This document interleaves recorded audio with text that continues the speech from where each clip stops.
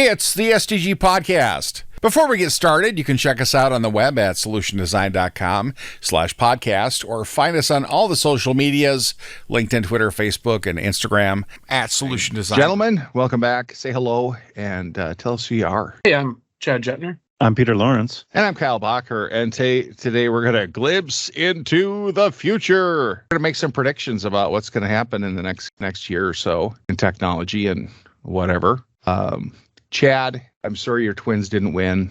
I know you made a prediction last year that they go all the way, but you impressed me yesterday when you weren't bummed out. You were really happy with how well they did this year. True fan. I was impressed. Yeah, for somebody that predicted undefeated, it didn't quite come true, but it was better than expected, right? Or as good as expected?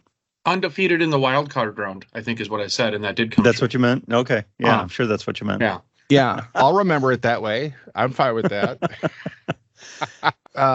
This year, some things happened. Like AI became real to the general public. News media, yep. Yeah, that seemed to happen. Like the emergence of certain things shaped our world a little bit. And one of my predictions is that that's just not going to work out. And they're going to shut it off. And we're going to go back to just using people. No, I think it's like more people figuring out how to benefit from it, and more people figuring out they should bring some of those people back they laid off because they thought they were going to benefit so much from it. So that's one of my predictions. So here's the thing. So Wall Street Journal did a thing, and GitHub loses money on Copilot, and Copilot is the GitHub, the AI assisted code generation. Yeah. They lose $20 per user per month, and users pay for the service, right? So they're losing even ridiculous amount to run this. So I think the current models and the current way that we're implementing AI isn't sustainable. It's not realistic to expect the cost to just naturally go down because of fairy dust, right? Like, cloud or blah, blah, blah, right? Costs will just decrease. No, I think they're not going to, if anything, they're going to go up. So I think you'll see a little bit of folks laying off, at least like large things like GitHub, right? Like you can't lose that much money maybe you can. I don't know. Depending on how you slice it. Yeah, I suppose. I mean, I guess the way I would look at it is they're spending $20 a month to gain the expertise and the information of people using their Copilot, right? There's going to be feedback. There's going to be people not using it, not caring for it, or happy with it. With that information, they're going to make better decisions down the road, right? You think they're losing money just to gain market share initially? I think they're spending money. Yeah, they're spending money to gain market share. The first one's always free. They're hooking people. They're making it affordable for people to get out there, play around with it. They're making it affordable for companies to look at as an option, and they want to get everybody on the hook. And then the price and maybe they'll be able to justify it, and maybe people will be able to justify a bigger spend. I know that the AI stuff that is coming within SharePoint syntax, which is going to be amazing. I think that starts, there's a trial, and then it's like $40 a person or something. But looking at what the time savings of organizing content and identifying content, all that nonsense, it's going to be worth it. Like totally worth it. Even if it was $100 or $200 a month, if you go in, use it, get your act together, and then once it's all running, there's something. I think is it Copilot within Office 365 now, or Microsoft 365, that ties into sales. So it's a sales tool. It ties into either their Dynamics platform, or it ties into Salesforce. We're going to actually goof around with that. But I think it's, right now it's getting people in, and you want to get in the developers, and you want to make this thing available to as many people as possible so that they see the benefit and kind of get hooked on it, start relying on it, and then the pricing will go up if they can survive till then. Which I think they probably will.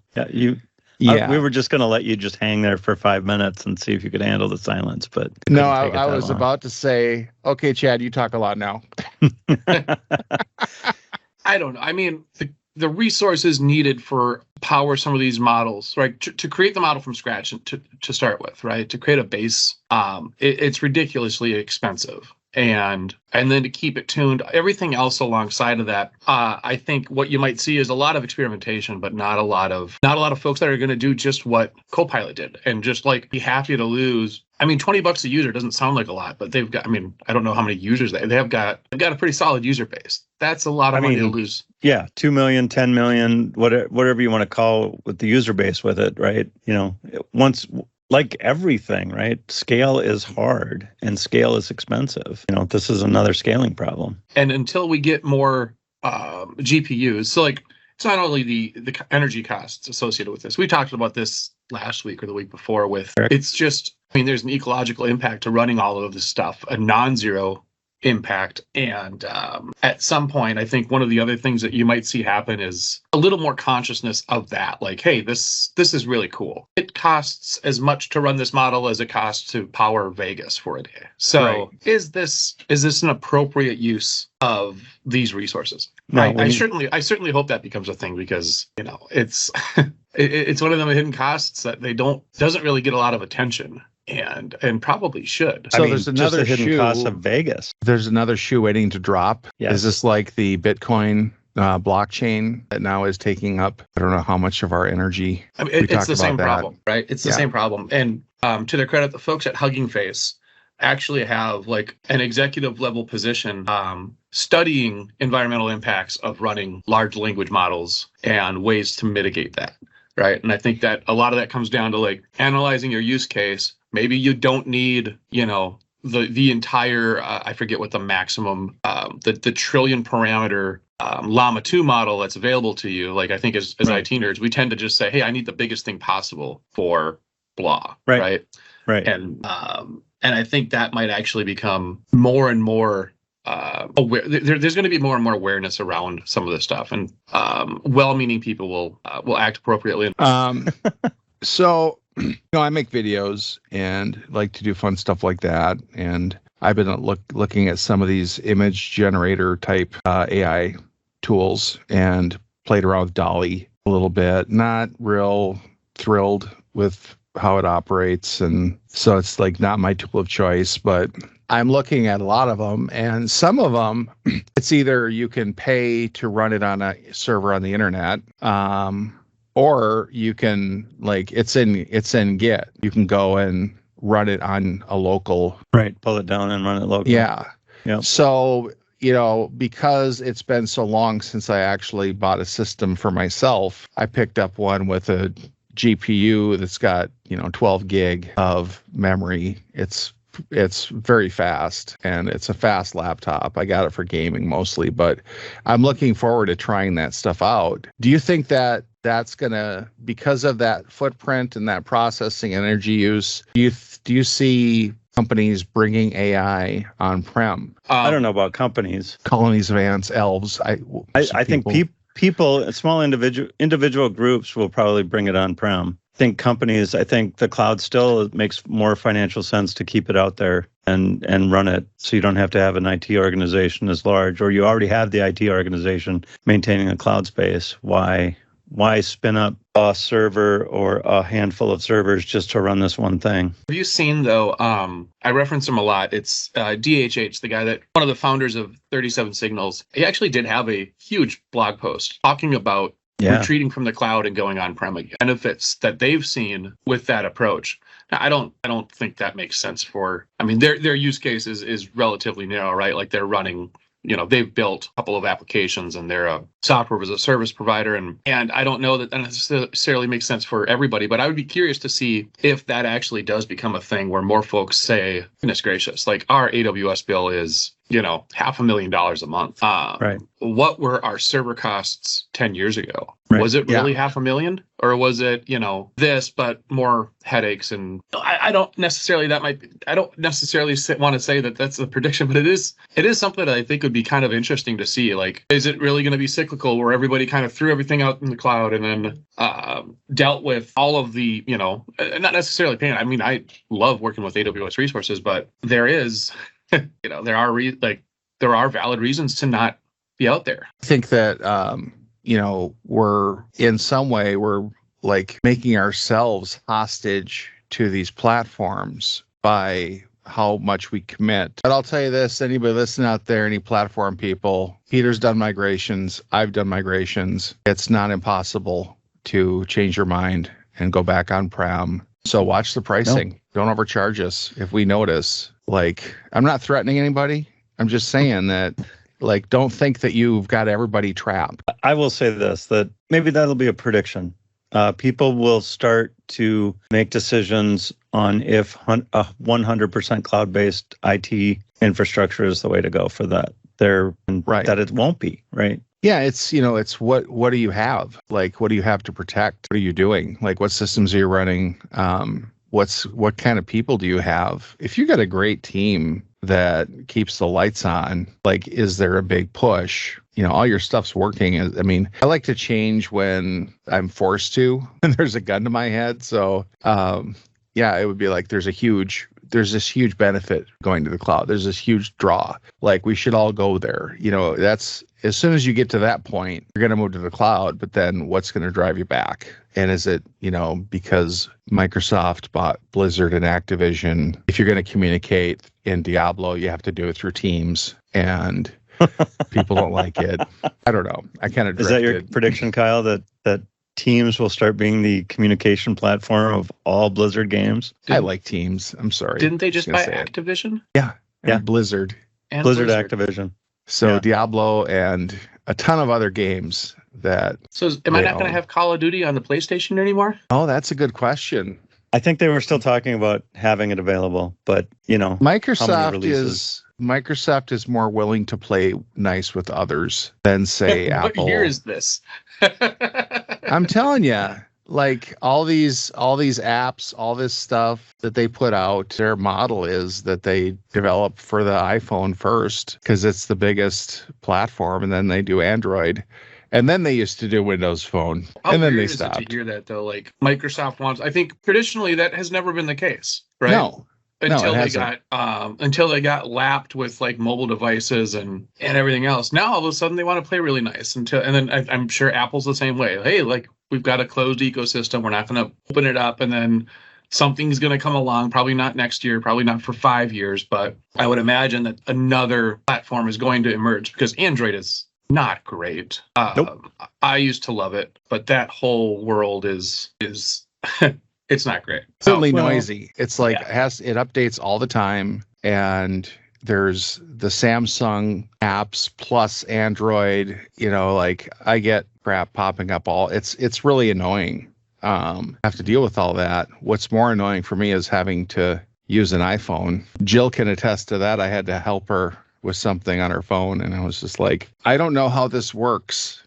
Like, where's the buttons? I can't. Yeah, she had to help me. So the future, Do you guys think you'll have a new phone next year or the year after that? Will I think buy a new one? 5G is, for many of us, 5G will be inevitable. Yes, I'll probably get. I mean, I have whatever this one is, the 14. I got this last Yeah. year, and Okay. it fell off a bar that same week, so it's got to be cracking it. So I will probably get a new phone, potentially a titanium one this time. But that'll be nice. I always struggle when we talk about like speeds, right? Like 5G and LTE, whatever, right? Like, Right. yeah, they're going to get faster and faster. I think Comcast just announced that they were able to shove terabytes up old copper, decades old copper still. So like you'll be able to have, I think it legit said like 2 terabytes via copper. So I don't know. I mean, it's not much of a prediction to say like that stuff is always going to be faster and faster and faster, but it's true. I think we just talked to, what was our buddy Kyle that we just talked to, a dude working remotely, constantly working from his van. Justin Jordan. Justin Jordan. Thank you. I mean, pretty soon he'll be, like, right now he uses Starlink. I think pretty soon he'll be able to use his regular cell phone as a hotspot.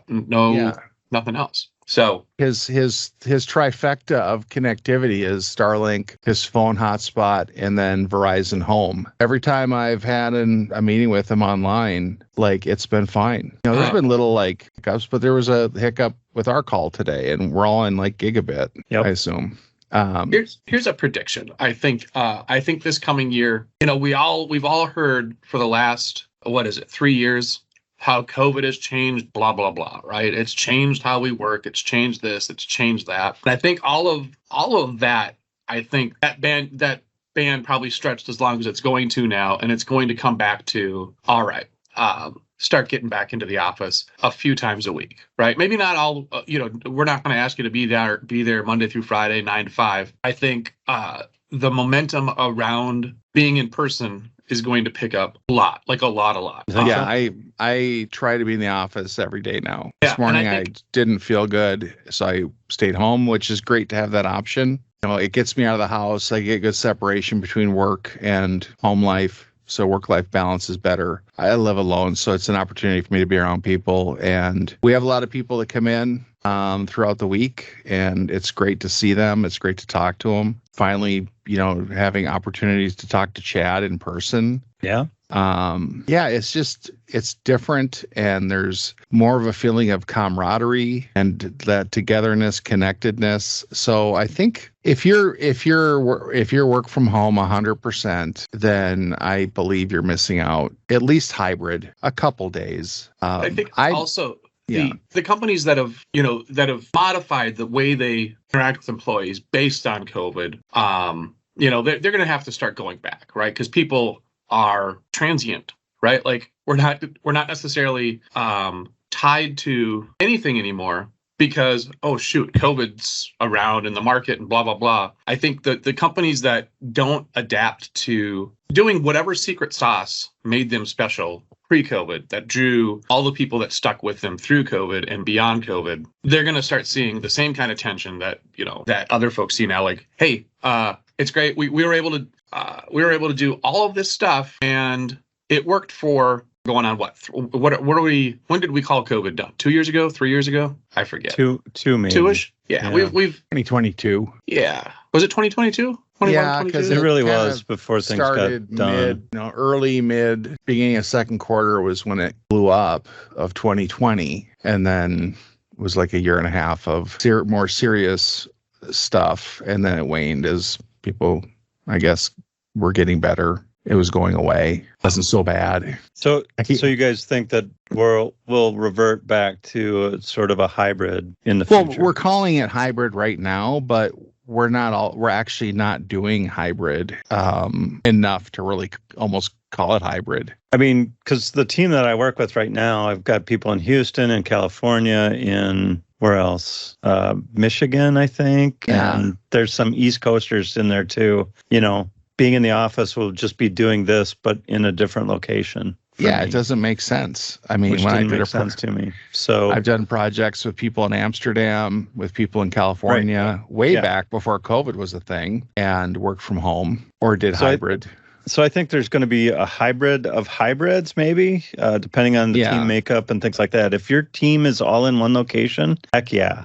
Let's be in the office a couple of days a week, because those whiteboard sessions, those talking to people, having that rapid fire conversation back and forth, discussing architecture and ideas, it's hard to do that same type of thing remotely. And it's hard to do that same type of thing when people you can't bring them into the office if they live in different states, right? We don't have that teleporter commute yet. I don't think. And what I think is and this is kind of what's happening, is it's an individualized plan. What is your hybrid plan? Like, what can you do? Well, I live 3 states away in the middle of a farm field. I'm not going to come into the office all the time. Right. I might drive up once a year for the big shindig. That's one of my things, though. There's got to be a big shindig. People want to feel connected again.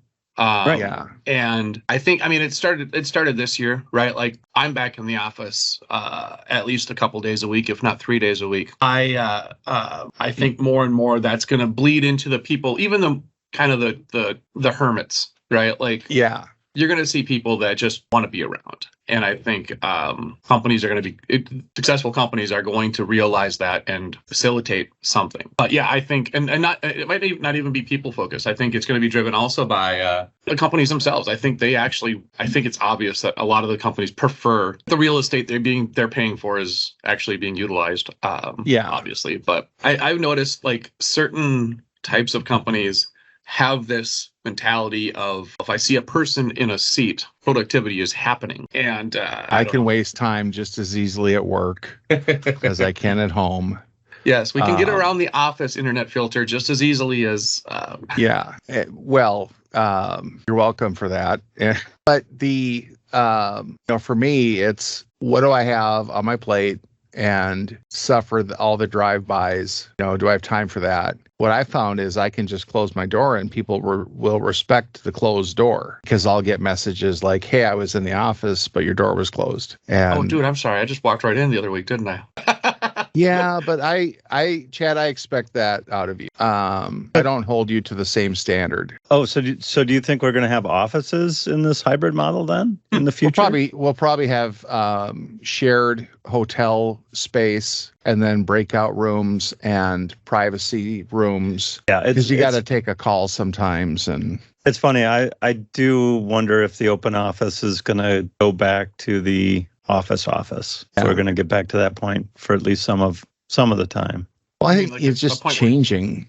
Where you actually have a desk. You can put pictures. Yeah. Yeah. Yeah. I've been working to make my office a really comfortable place to hang out in, a place that I want to be. Well, I can't really do that to a shared hotel cube situation. So it's going to be maybe like a rotating, it's like you 4 people get to share this thing and it's just lazy Susan and you push the button, the Chad button, and it turns and then it's got the grain belt and the twins and the comics and stuff like that, pictures of his kids. And so he gets that personalization, or maybe every office has one of those screens that rotates pictures and you just bring your USB drive in. And that's how you personalize virtual wallpaper for your desk space.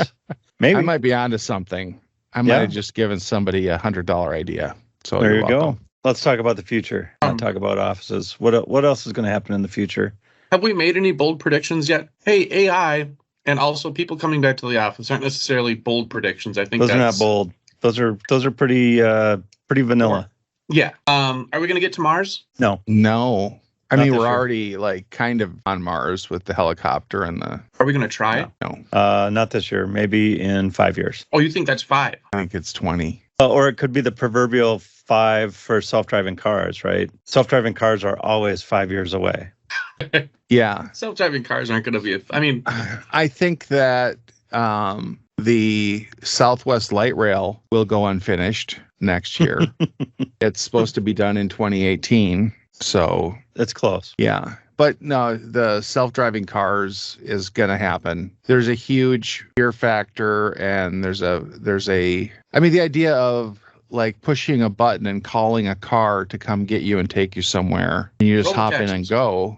Yeah. I don't drive a heck of a lot. So having my pickup sit in my driveway, taking this cheap robotaxi that costs, a $20 a month subscription. What a self-driving office. That could be a thing. Like a big tour bus comes by and gets you. I think those will be things in better designed cities and probably warmer climates. Well, they're already talking about these 15-minute cities, and there's a conspiracy behind it that we're going to get penned into our 15-minute city and can't leave. But I think the idea is to create space where... He's reading different news sources. It's to create space where people don't have to get on the highway to go to the pub. I mean, it's like creating little villages. Is that a this year problem, though? Or that's... I don't think that's going to happen in 2024. So, that's a problem that they've solved. European cities have solved that 500 years ago. Have you seen the design of some of the cities? No. I think European cities have the population density to not have to solve that problem. Right. I mean, it's a zoning issue, right? Yeah. I love being in Northeast Minneapolis because that problem doesn't really, I don't have to get in my car to go to the bar if I live in Northeast Minneapolis. I don't have to do all these things. But no, we've blown ourselves out and to the suburbs, and I'm one of them. I'm 25 minutes away from and so I don't know that so the way this ties into self-driving cars and everything else, right? I don't think that our city planning, the way we do it today, even in Hennepin County, is necessarily conducive to making it easy to put in infrastructure that allows self-driving cars to operate efficiently, right? Roundabouts, I think, really big to help self-driving cars. UPS changed all their routes so that they never had to turn left, because turning left caused more accidents and problems and took more time. So I think the ability for traffic to flow, and that's what roundabouts do, is they give more flow. So I think that I see that as being important, taking off the hard edges, making it easier for these cars to navigate their space. So when do we have self-driving cars? Now. Or do we just get rid of the need for it, Chad, based on your getting back to a walkable city? I would love getting back to walkable cities and having a town center be a thing again, right? Like, I mean, I live in Champlin, and our town center is essentially there is no downtown Champlin, right? There's no downtown Champlin at all. There's the commercial area on either side of 169. Yep. And then there's just a sea of homes. And it's fine. I mean, it's fine. I don't hate this, but as I get older, I would love to move to a more densely populated area. I think they do that with like retirement communities. They build these walkable, larkable, you can take your scooter around and it's got all the amenities. Or the cruise ships now that are going to be retirement communities. Hop on one of those. Yeah, I'd sooner live in the desert. Yeah, I didn't want to go to retirement community. Isn't really. No, but the concept of it and building it, like I can see somebody deliberately creating a village out in the middle of nowhere that's got a huge internet pipe running to it. And it's like a remote worker haven. And you can walk down to the pub and you can walk to the grocery store, to the market. There are those things right now. Over in Asia, there are places that they've capable villages, more back to basics, but then also have giant internet so that people can work remotely. I just want to walk down the block and get groceries. I mean, I can walk to Park Tavern. I can walk to Holiday Gas Station. If I had to, I could walk to Cub. It'd be healthier for me to get out of the house and walk more. It's a mile or two, right? Yeah, it's not nothing. Right. It's not the 15 feet to my truck. So to be fair, I mean, downtown Minneapolis is essentially kind of what we're talking about right now, right? Right. You can live downtown in Minnesota and walk to the grocery store, walk to Target, walk to everything. You can get everything that you need without having to actually go outside even in downtown Minneapolis. Do they have grocery stores? They've got a Whole Foods and a Lund's. Yeah. Okay. Both on Hennepin Avenue, if I'm remembering right. Yeah, I don't think it's reachable by the Skyway, though. I don't think the Whole Foods is. You're probably right up with the Lund's. But that's okay. I mean, it's close enough where you are. It's walkable. I mean, it's, like the Skyway system and working downtown. It's pretty cool. It was when I worked down there. You just have to have your parking figured out, your transportation to get down there. But once you're down there, you can walk everywhere.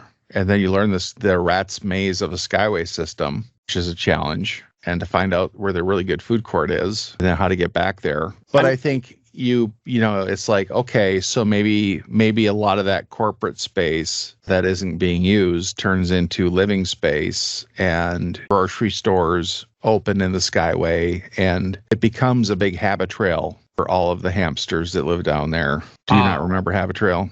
I do. No, I do. I do. We're just letting that one hang out there. I worked downtown for probably like 8 years. And you're right, it was great. It was really great, especially when Block E was a thing. You could go to the movie. You could see a first run movie at an AMC theater downtown Minneapolis. It was, and I keep going back and forth between wanting to move way up north and live on a lake, or doing the opposite and living right downtown in Minneapolis. Yeah, that's where I'm at. One of those loft condos. You just need a grocery store on the lake. I want a place that the elevator opens up right into my house. Just have a special button I push. Predictions. I don't think that's happening next year. What else? No. What else we got? Do we have any bold predictions for next year? It's an election year. Java goes away, so it'll be kind of nutty. Windows Java goes away. Yeah. .NET. All your technologies get replaced with robots. No, that's not going to happen. No, and I looked at .NET 8, and it's it's coming out this year at the end of the year, and it's it's the long-term support version, so it'll be around for 3 years. It's got some cool features. I think it's like a rebuilding year. I think it's like we're going to learn how to incorporate these tools, these new things, and partner with them. Partner with your AI.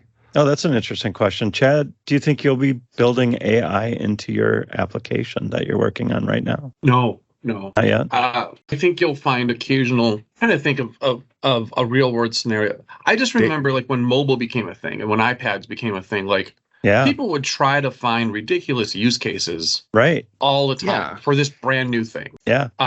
People used to use location services way more judiciously than they do now, right? Like, Yeah. obviously you want to find people that are around you, and we're gonna by default broadcast your location to everybody else that's using this app, and we're not gonna think of the consequences of that kind of thing. That was a thing that happened. I saw multiple times with mobile, right, when that became a thing, and Yeah. developers were like, oh, dude, I can see exactly where this person is, and I can, use that information however I want to. And the Right. however I want to was horrible. And I think that same thing is going to apply to AI. Hey, there's this new thing, and I can use it however I want to. Right. So I think we'll probably see something like criminal cases involving AI, right? Like Ooh. AI impersonating real people. That's happening today. Yeah.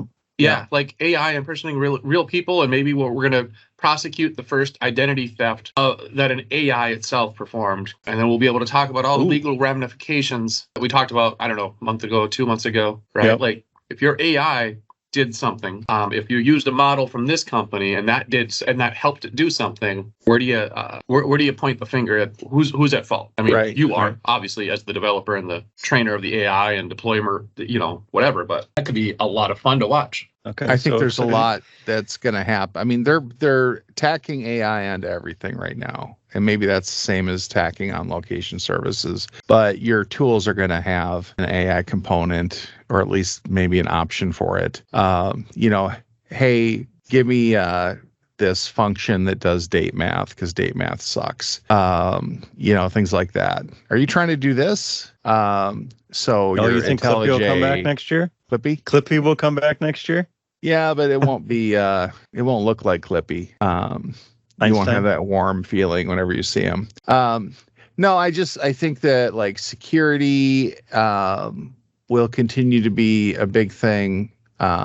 Of course, and then what are the ramifications of videos that look real that aren't? Like we no longer can trust what we see on our screens. Or what we read? And what Or does we that do? hear? What does it I don't do know. when you can't trust anything? Is there going to be a special like validation mark thing, a widget that you put behind you so that it captures it and reports back that yes, this happened? I don't know. We're going to have to figure it out. Yeah, I think the AI experimentation will continue. I think this coming year will be a big AI experiment for more business users, more people in the trenches. I mean, that's another point. Like to Chad's point about mobile, is the business was trying desperately to find a mobile hook, right? Yeah. How do we hook into this new mobile experience? So now we're probably going to have that same searching for the AI hook, banking and Yeah. manufacturing. And I mean, what's the AI hook in manufacturing? No idea. But I'm sure there will be a company trying to hook that way. I can Cars. tell you a little bit. I mean, manufacturing, AI in manufacturing is already kind of happening today, detecting imperfections on a product line. You Yeah, can train That's true. image recognition models for that kind of thing really, really well. That's a wonderful use case for some of these models. I think that's one of the biggest ones, right? Like really just quality control in plants, in, warehouses. Repetitive, detailed Yeah. functions work really Yeah. well with this. Yeah, at speed too, right? Like having AI help recognize imperfections in anything, or like imagine a meat processing facility, if you will, right? Finding foreign objects as meat travels from one side of a plant to another side of a plant. Wouldn't I that be bet you could wonderful train if you it. never bet had you to could think train- about Well, that's a huge safety concern that, can be solved. I don't care what company is doing that kind of stuff. No one really wants like metal filing to end up in someone's hamburger. Nobody wants that. so you know. fewer recalls Yeah. in 2024 possibly. I don't know. That's just necessarily a 2024 thing. I think that might already be happening. Right. Okay. But I think it could potentially apply to other industries. I mean, we just saw the writers' strike, right? And I think We one did. of the provisions, if I remember this correctly, one of the provisions of that were certain restrictions on the use of AI script writing and on screenplays and everything else, right? Like studios have to, at the very least, disclose Yes. that part of whatever was generated using AI. So I mean, I would predict that becomes a thing for other entertainment sectors too, right? Like comic books. I mean, we love comic books. We talk about comic books all the time. We do. I would love to know. Me and Kyle did. I would love to see original art and not AI generated art. Yeah, I want to know. I want a stamp to be on that cover that says it's AI generated so that I can avoid it. It's going to be like seeing the organic label on food, right? This is going to be the same thing, but for content now. Like, hey, 100% organically, like this was written in meat space and not, right. Human generated content. Yeah, that'll be like the album, and then AI will be the streaming. Like, well, the record's way better. But I think it's the consumer mostly is going to look at like the output. How much do I like this? And then if they like it, they're going to watch it. And there's no stopping that. AI generated music, if it sounds good and people like it, they're going to listen to it. And there's no stopping that either. So it's okay. Now we know there's no stopping it, but how do we at least, let people know that this is not Elvis? Elvis is dead. Stop saying he's working at Burger King and making this music. I think that stamp has to be on there. I think that stamp has to be on videos, and then some kind of a authority that can force that would have to be in place. It'll be like a PG rating, AI rating. How much AI was used? Are these characters AI or not? I think the industry will try to do that themselves. We'll see how it works. I still think that I'm going to be able to upload my image and star in a movie. So I watch myself as Bruce Willis in Die Hard. I don't know how I'm going to fit in those vents, but it'd be kind of cool. The AI will figure that out for you. What were you going to say, Chad? Kyle said the PG rate, the Motion Picture Association, giving a PG rating to a thing, and comic books, the comic book ratings, and the video games ratings, and all of that other stuff. I think is relatively policeable, right? Like you don't need the government involved to do that. I think they'll do a good job on their own. I mean, nobody that I'm aware of is trying to fake having an MPAA rating on a movie without actually going through the process, right? Yeah. It's just not done. I mean, you can just go the independent route and not bother getting it rated at all. Right. Not comply with any of that, and then market it that way. I don't know how that all works on the back end, but there's stuff that's unrated, the unrated version. And the unrated version of whatever movie you watched isn't really any better. There's nothing that's going to be worth paying that money for. I'm just saying. I have one more prediction. Yeah. I think somehow, right? Now, I can't actually fathom this, so bear with me. It's going to sound like science fiction, but I believe in Microsoft's ability to make teams even worse. I think we're going to see that in 2024. Somehow, some way, Teams is going to get less good. Like Slack just did. Worse. Yeah, worse. You need to move. Do you really need to put the profile button with your picture in the exact opposite place? Well, that's how you know it's changed. Yeah. I'm going to say, Chad, that you are wrong on that. That they will incrementally improve it, but that you still won't find it satisfying. But that's more of a hope than a actual prediction. What's the point if everybody's going back into the office? Well, you to make still it better? You still don't need to walk across the hall to ask a really simple question that you don't need answered right away. It's always like, if it's troubleshooting, I won't do it via chat. It's got to be in person or at least a call. Can't you just share the screen and do things that way? We need to talk. We can't text. It's got to be a conversation. I can't wait for the back and forth to happen. Slack was a useful product for me, 8 years before COVID. I forget when that was released, but I just remember previous gig I joined, we started using Slack almost immediately, if I remember right. Yeah. And so like Slack as a thing is good. It has and Teams could be good, right? It really could be. Honestly, I'm genuinely confused. Like I look at Teams right now and I see all of the applications attached to it. All of the who needs this? Right. It's chaos. And they've opened the platform up. I don't know. I'm going to start sounding really dumb here pretty soon. But they've almost overextended the platform to do things that really all you need to do is message a group message a person, call a person on the phone, and share your screen, right? Like super, And that's all super still simple going to be functions. there. That's all still going to be there. And no one is holding a gun to your head to make you install another whiteboarding app. But if you're a part of an organization, those guys are going to continue to glom on to that, right? And honestly, even the base functionality got worse somehow with this last update, right? One of the guys I work with, he's stuck in writing Teams messages as if they're emails. You have to have a subject and then a body, right? Somehow Wow. like that mode is stuck on for him. And Oh, That's maybe I need to look into that and help him. there's another, like, once in a while, I will just try to message somebody. Full internet connectivity, everything else is working, and you can kind of see like the little icons next to the messages. An open circle with nothing in it means Teams got it, but the other person didn't. Right. And that happens all the time now. Like, somehow for me, just sending a basic 1-2 sentence text doesn't deliver. And I'm like, how on earth? How on earth did you, like, that's the easiest thing in the world. Like that's like job zero, right? Right.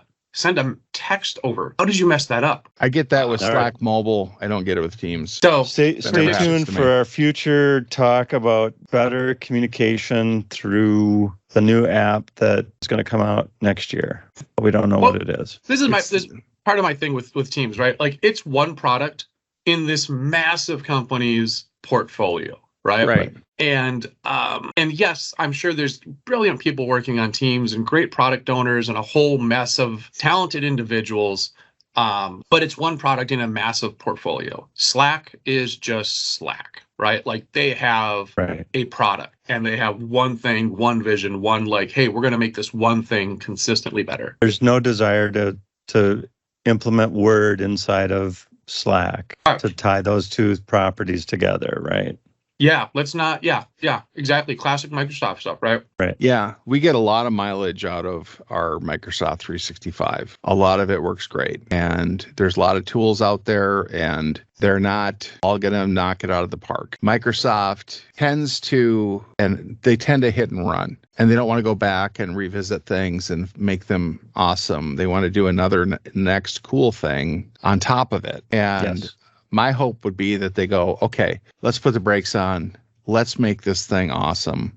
Let's take a step back. Let's revisit this, get all the feedback. Let's get Chad Juttner involved. I watched that podcast and he was not a huge fan of this. There Let's you go. get him in here and let's have him help us make this better. That would be fun.